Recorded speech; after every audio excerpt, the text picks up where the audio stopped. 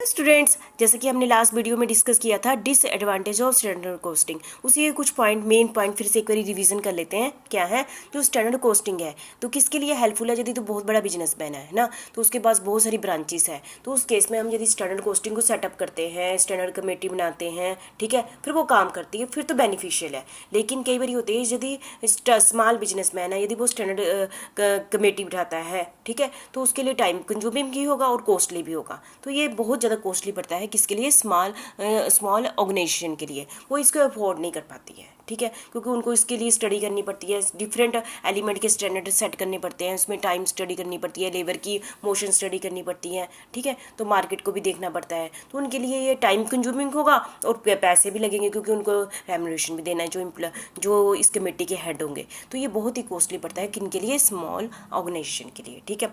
तो responsibility set करना कई बार होता है कि देखो, जो यहाँ पर दो टाइप के वेरिएंस होते हैं, एक तो कंट्रोलेबल होते हैं, एक अनकंट्रोलेबल वेरिएंस होते हैं। कंट्रोलेबल वेरिएंस किसे कहते हैं? यदि हम कुछ एक्शन लें, है ना, तो उस पर हम कंट्रोल कर सकते हैं। और अनकंट्रोल वेरिएंस कौन से होते हैं? जिस पर हमारा कंट्रोल नहीं है, जिस भी डिपार्टमेंट को रिस्पॉन्सिबल सेंटर के पास जो भी हेड बना होगा उसका इस वेरिएंस पर कंट्रोल नहीं है। तो इस टाइप से तो देखो, ऐसे वेरिएंस को अलग अलग करना पड़ेगा ना, है ना। यदि किसी की रिस्पॉन्सिबिलिटी उसको कहना कि तुमने ये काम अच्छा नहीं किया, तो सबसे पहले उसको ये तो पहले हमने अपने आप को कहना कि क्या उसके कंट्रोलेबल था कि वो अनकंट्रोलेबल रीजन थे। यदि तो देखो, तो इन दोनों को अलग अलग करना, है ना। कंट्रोल जी, टोटल टॉपिक को, जितनी वेरिएंस को अनकंट्रोलेबल में कन्वर्ट करना और टोटल वेरिएंस को दो भागों में बांटना, कंट्रोलेबल वेरिएंस और अनकंट्रोलेबल वेरिएंस। ये डिफिकल्ट पार्ट होता है, ठीक है, तो क्योंकि हम उसको किसी भी पर्सन को रिस्पॉन्सिबिलिटी इसके लिए कह सकते हैं, कंट्रोलेबल वेरिएंस के लिए तुमने ये काम अच्छे से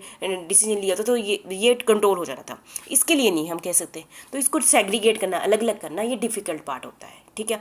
the technique of standard costing may not be very effective in the industry where deal with non standardise product. जो इंडस्ट्री नॉन स्टैंडर्ड प्रोडक्ट में डील करती है, वहाँ पर स्टैंडर्ड कॉस्टिंग का कोई काम ही नहीं है, ठीक है। वहाँ पर तो बड़ी डिफिकल्टी आती है। जैसे कि हमारा, जैसे मैंने अभी पीछे बोला, टेलरिंग का काम है, ठीक है, कैटरिंग का काम है, ठीक है, जो भी change according to customer requirement, जहाँ पर जॉब कस्टमर की रिक्वायरमेंट के अकॉर्डिंग चेंज होती रहती है, वहाँ पर इसको स्टैंडर्ड कॉस्टिंग को अपनाना क्या होता है, थोड़ा डिफिकल्ट हो जाता है। It is very difficult to establish standard cost of different element. जैसे कि हमने बहुत आपको डिस्कस करिए ना, मटेरियल का स्टैंडर्ड निर्धारित करना, मटेरियल की क्वांटिटी का स्टैंडर्ड निर्धारित करना, मटेरियल के प्राइस स्टैंडर्ड करना, लेबर के आवर का स्टैंडर्ड निर्धारित करना, लेबर रेट का स्टैंडर्ड निर्धारित करना, ओवरहेड में फिक्स का निर्धारित करना, वेरिएबल का निर्धारित करना। तो ये सारा बहुत ही ज़्यादा एनालिसिस, बहुत ही डिफिकल्ट काम है। सो जिसके कारण कई बार क्या होता है, इनकरेक्ट भी डिसाइड कर पाते हैं इनके स्टैंडर्ड। यदि हम इनका इनकरेक्ट डिसाइड कर पाते हैं, तो दूसरे के लिए मोटिवेशन फैक्टर क्या, नेगेटिव इफेक्ट ही पड़ेगा, ठीक है, क्योंकि वो उतना अचीव नहीं कर पाएंगे, तो उनमें क्या आएगी? फ्रस्ट्रेशन आएगी, है ना। तो यदि हम बहुत ही लो स्टैंडर्ड कर देते हैं, तो विदाउट एफर्ट वो उसको अचीव कर लेते हैं, तो फिर नेगेटिव इफेक्ट पड़ गया, ठीक है।